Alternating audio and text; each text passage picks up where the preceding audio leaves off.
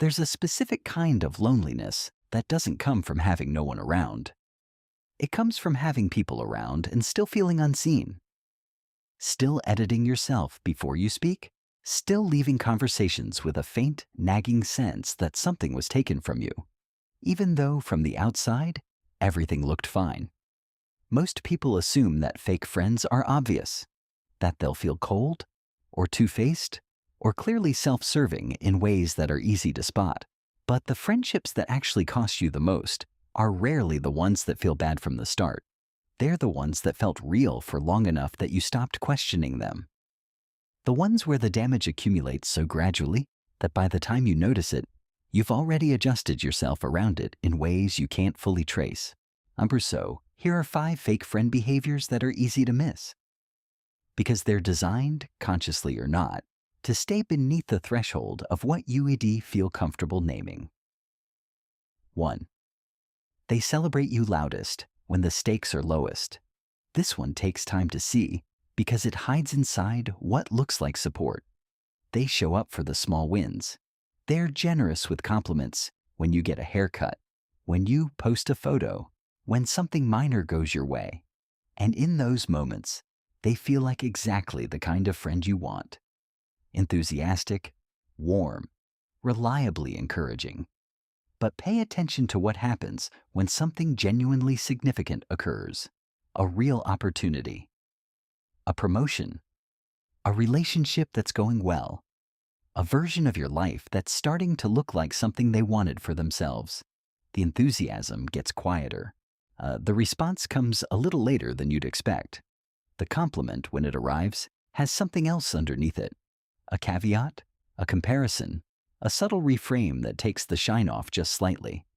A real friend's happiness for you scales with how much the thing actually matters. A fake friend's comfort with your success scales with how little it threatens them.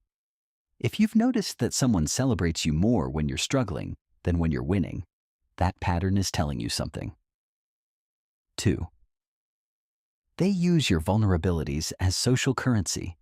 You told them something private, something you hadn't said to many people, and it felt safe to say it because they listened, because they seemed to hold it carefully, because nothing obviously bad happened afterward. But then, later you heard it somewhere else, not as a betrayal exactly, framed as concern maybe, or as context, or as something that just came up naturally in a different conversation. And you were left with that particular feeling of having been opened and emptied without quite knowing when it happened. This behavior is easy to miss because it rarely looks like gossip from the inside. It looks like someone who is open, who connects with others through shared information, who just happens to mention things you say in confidence as a way of deepening their bond with someone else. What they're doing, whether they know it or not, is spending your privacy to buy closeness with other people, and the cost is always yours. The sign isn't one incident. It's the slow realization that your private life feels less private than it should, and that the common thread in how it got out is a single person. 3. They're only fully present when they need something. You know this feeling. There are stretches of silence, weeks sometimes, and then the message arrives. Warm, familiar, like no time has passed at all. And for a moment, it feels like reconnection, like the friendship is still intact underneath the distance. But pay attention to what follows the warmth. There's usually a request somewhere close behind it, a favor, information, an introduction, emotional support for something they're going through. And once that need is met, the warmth recedes at roughly the same pace it arrived. The difficult thing about this pattern is that the need is always real. All of the support they're asking for is always genuinely needed. So you give it because you care, because that's what friends do, because the connection in that moment feels authentic enough to justify the response. What you're actually inside is a transactional dynamic dressed in the language of friendship. And the clearest way to see it is to notice what happens to the connection the moment the need is resolved. 4. They give compliments that contain a hidden floor. You're so brave for wearing that. I could never be as unbothered as you are. It's actually really impressive how confident you are given everything. Each of these sounds on the surface, like something generous. But underneath every one of them is a ceiling, an implication that there's something about you that requires bravery to accept. Something about your situation that makes your confidence surprising. Something about your choices that they would never make, but are graciously not judging. This is one of the most sophisticated behaviors on this list because it operates entirely within the grammar of kindness. The person delivering it can always claim they meant well, and often they did, at a conscious level.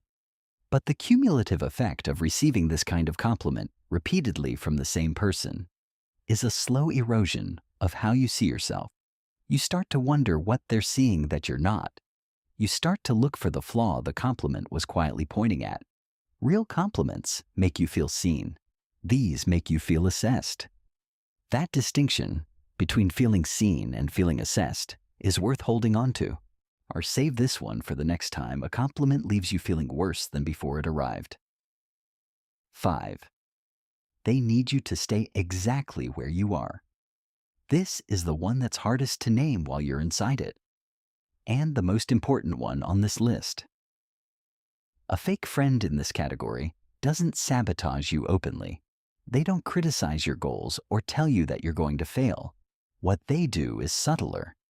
They reminisce constantly about who you used to be. They're most comfortable, most warm, most connected with you when you're struggling, and something shifts, almost imperceptibly, when you start to improve. They ask questions about your growth that sound like interest but feel like skepticism. They introduce you to new people using an old version of you that you've been quietly trying to leave behind. Like what they're protecting isn't your well-being. It's the version of you that needs them. Because if you grow past a certain point, the dynamic changes. And they don't know who they are in a version of the friendship where you no longer need what they provide. The watch-through reward here is this. The people who are genuinely for you will be uncomfortable with your stagnation, not your growth. A real friend celebrates the version of you that's becoming. A fake one keeps a careful eye on the exit. None of these behaviors require bad intentions to cause real damage. That's the part that makes them so difficult to act on once you've seen them. The person may genuinely care about you and still be incapable of the kind of friendship that actually makes you more yourself rather than less. Recognizing this isn't cynicism, it's clarity. And clarity in this case is an act of care for yourself. If this video finally gave shape to something you've been feeling, but couldn't quite justify, hit the like button. Having the language for a dynamic you've been living inside is the first step to deciding what to do with it. The person reading your messages right now who gets warmest when they need something from you, send this to the friend who would recognize that pattern too, not the one who fits it. This channel exists for the people willing to look honestly at their relationships instead of just enduring them. That kind of honesty is rarer than it should be, and it's exactly what subscribing keeps you connected to. What the next video goes into is why we stay. The specific psychological reasons people remain in friendships they've already identified as draining. Stopping here means missing the part that actually explains the pull. Which of these 5 did you recognize first? And was it a friendship you're still in, or one you've already had to walk away from? Write it in the comments. The answers in this section have a way of making people feel less alone in a decision they've been putting off for too long.